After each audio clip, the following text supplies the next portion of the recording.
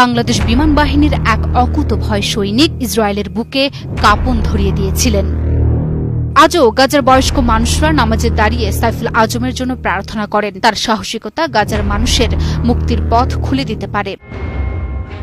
1967 সাল, চলছে Arab Israel যুদ্ধ। হঠাৎ ইসরায়েলের জমদূত হয়ে হাজির হন বাংলাদেশ বিমান বাহিনীর এক পাইলট। ইসরায়েলের 4টি যুদ্ধ বিমান ধ্বংস করে দেন তিনি।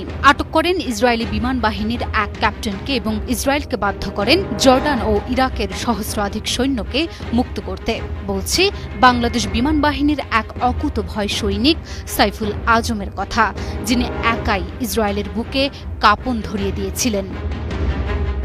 1941 সালের 11 সেপ্টেম্বর তৎকালীন ব্রিটিশ ভারতের পূর্ব বাংলার পাবনা জেলার খলিশাদহ খাগড়বাড়িয়া গ্রামে জন্মগ্রহণ করেন সাইফুল আজম। পিতা নুরুল আমিন চাকরি সূত্রে থাকতেন কলকাতায়। 1947 সালে দেশভাগের সময় তার পরিবার ফিরে আসে তৎকালীন পূর্ব পাকিস্তানে। 1958 সালে সাইফুল আজম ভর্তি হন পাকিস্তান এয়ারফোর্স ক্যাডেট কলেজে। 2 বছর পর 1960 সালে তিনি পাইলট অফিসার হয়ে শিক্ষা সম্পূর্ণ করেন।